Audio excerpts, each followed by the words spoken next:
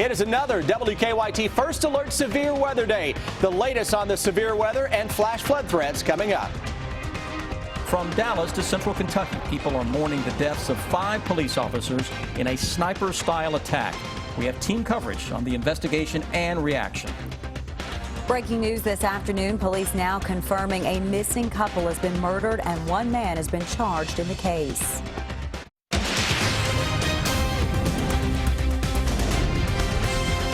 This is WKYT News at 5. Amen.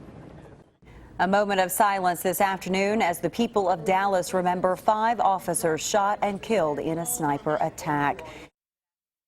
We have been monitoring the developments in Dallas all day. It has been a heartbreaking 24 hours. We have the latest, though, in a minute. But first, we do have some storms rolling across this region again this afternoon. A few of those have been strong, even severe. Let's go now to our chief meteorologist, Chris Bailey, for an update on this WKYT First Alert Severe Weather Day.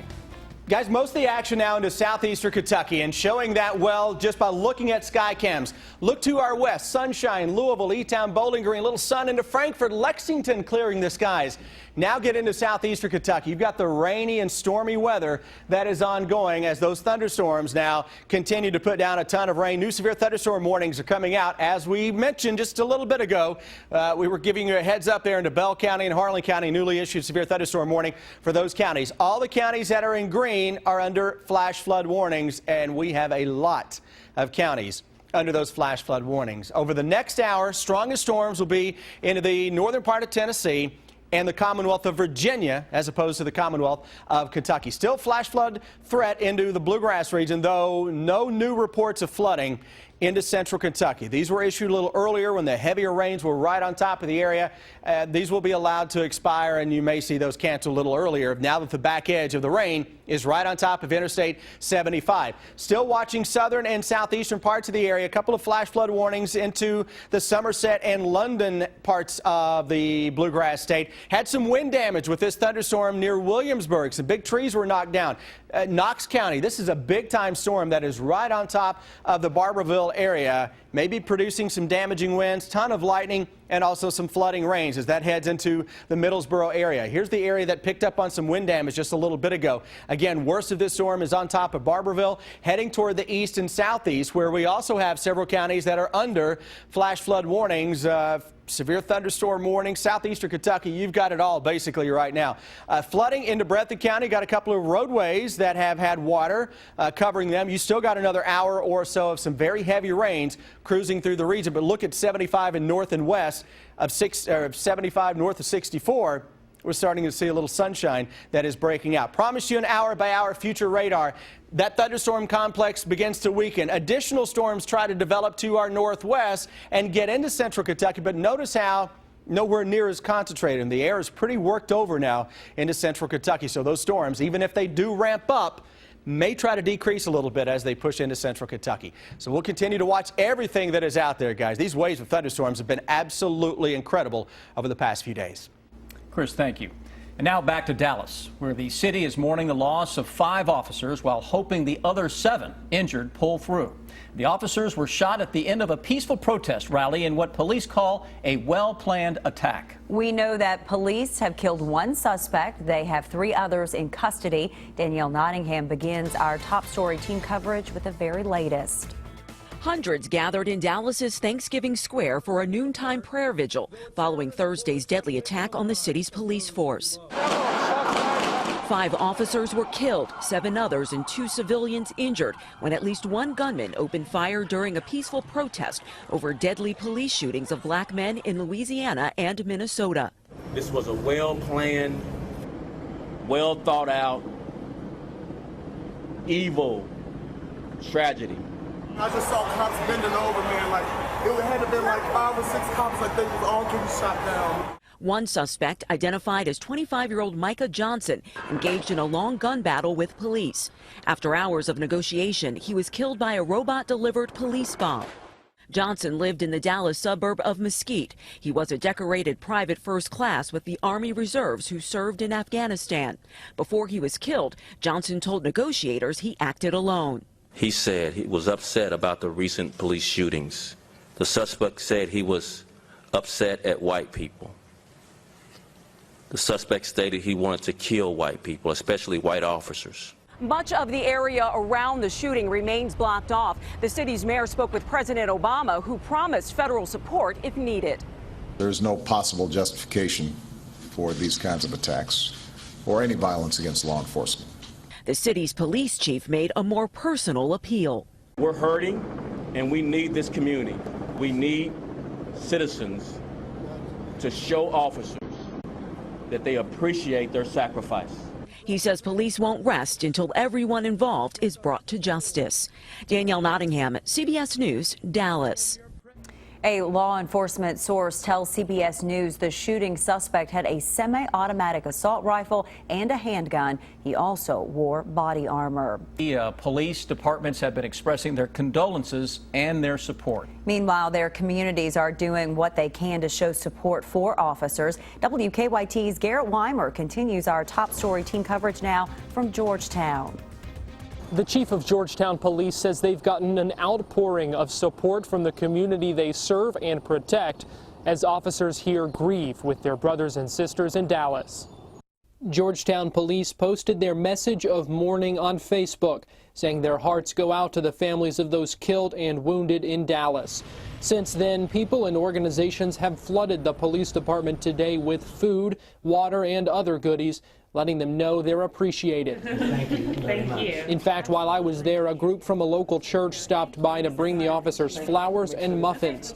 Chief Mike Bossy says they appreciate those acts of kindness, showing unity at a time of such divisiveness. He calls the acts of violence in Dallas a tragedy on many levels. It's not just the fact that we lost brothers and sisters in law enforcement. It's the fact that we're at a place right now in our country where something like this can happen, and we've got to work on that. We have really got to look at our country right now and how divided we are, and work on that. Chief Bossy says he worries about the impact of something like this on his officers' families even more than on his officers. In Georgetown, Garrett Weimer, WKYT. Chief Bossy says the country needs healing, and to do that, he says discussions need to be about opportunities to understand each other and teach, not about second guessing. In a letter from the Frankfort police chief to address the shootings in Dallas, we learned that one of his officers in Frankfort was recently targeted. Chief Abrams says that just yesterday, a Frankfort police officer was the target of a death threat on Facebook.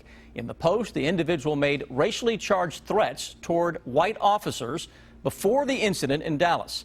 Sheriff Pat Melton, who says the incident affects all law enforcement officers in Franklin County.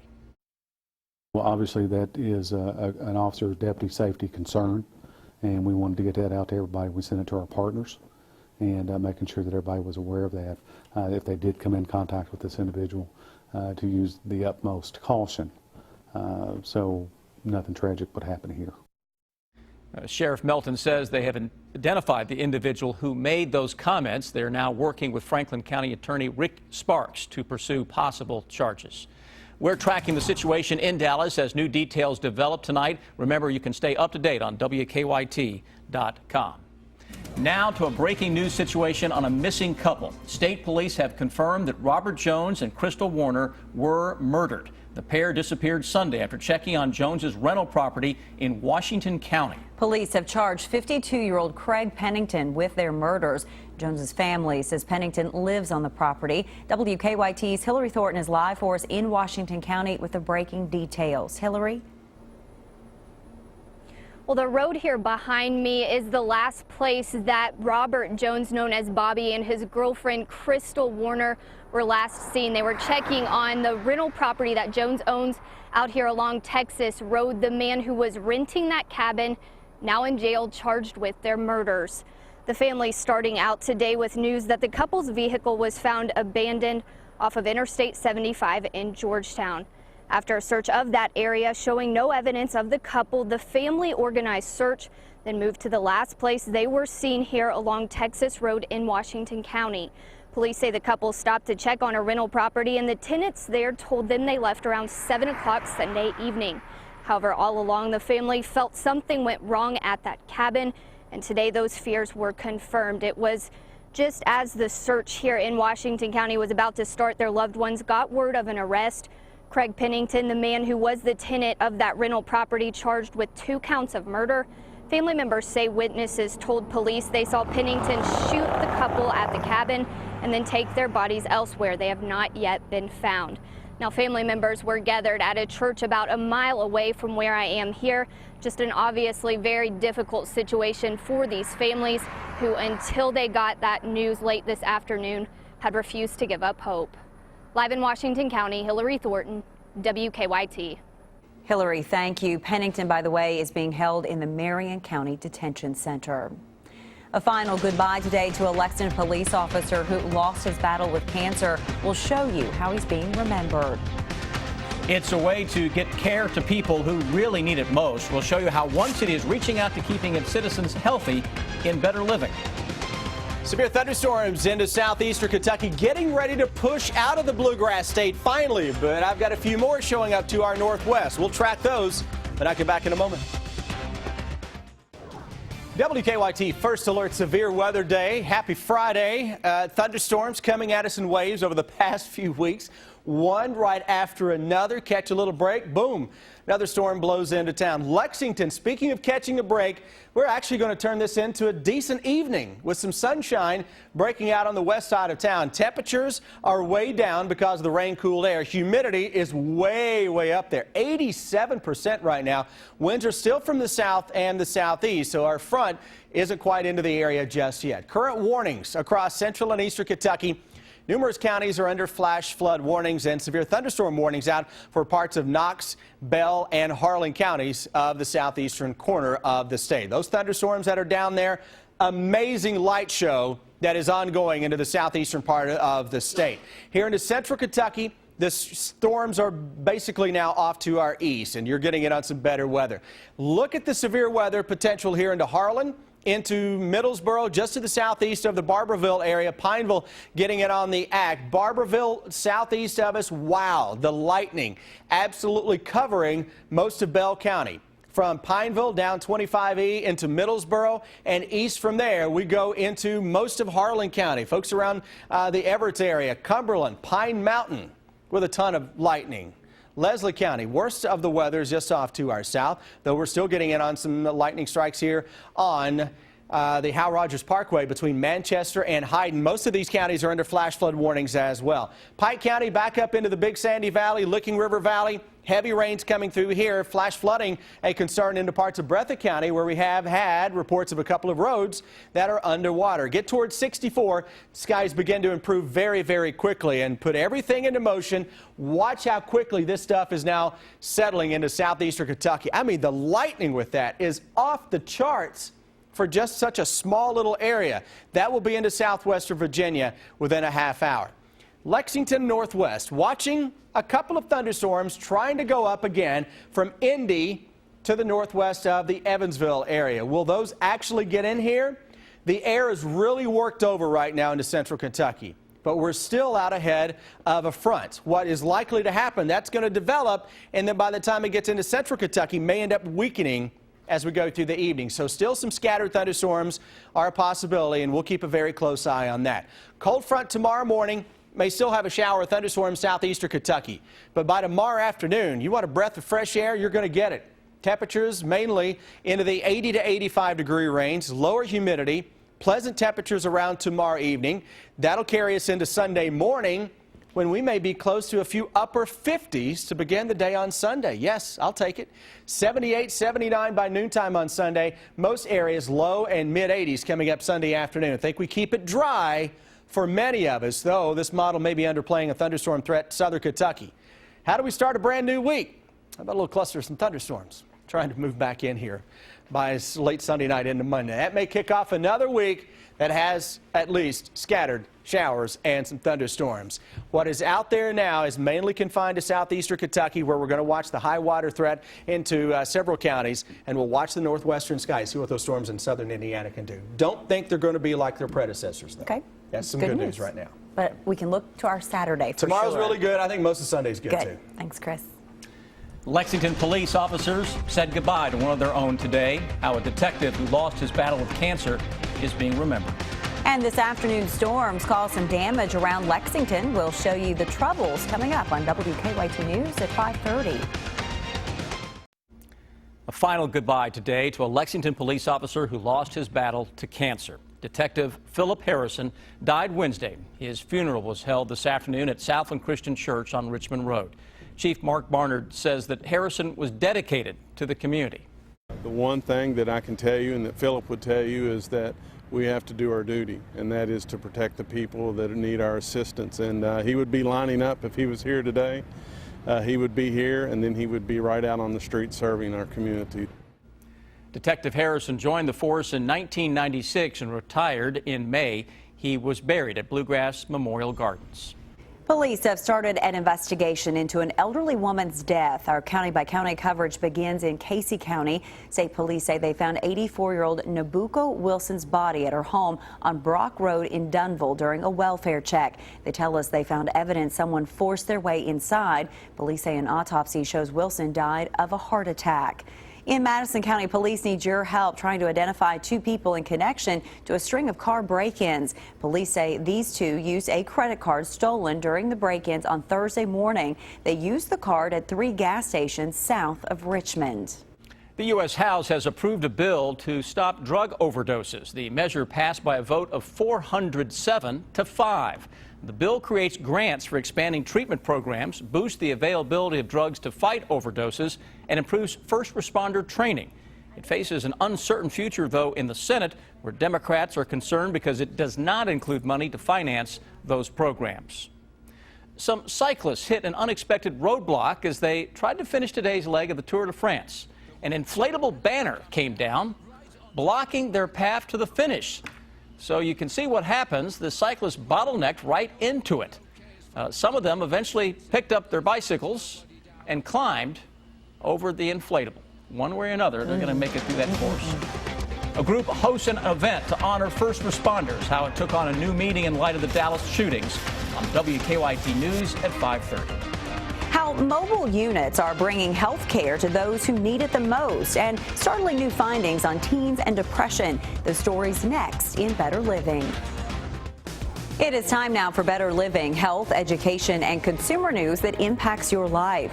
Some doctors in Las Vegas are taking their medical services on the road. They have rolled out one of the most technologically advanced mobile health clinics in the nation. Chris Martinez shows us how they're bringing health care to people who need it the most.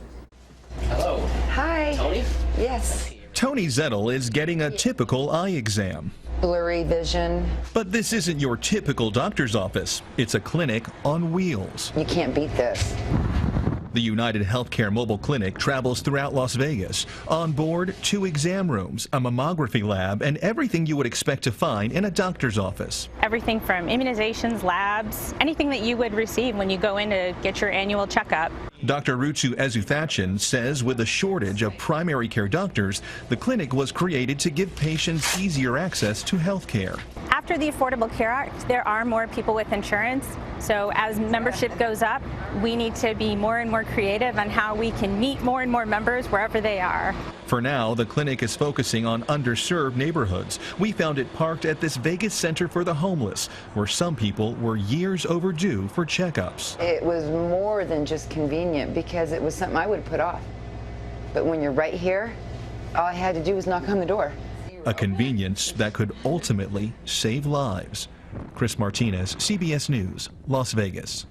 United Healthcare is testing this lab in Las Vegas, but they say eventually they could roll it out to other cities like it across the U.S. More and more teenagers are struggling with depression. A new government report says in a year's time, nearly 3 million teens were dealing with depression. The overall depression rate jumped to 11% between 2013 and 2014. That is up from nearly 10% the previous year. Now, here's what's coming up for you at 5:30.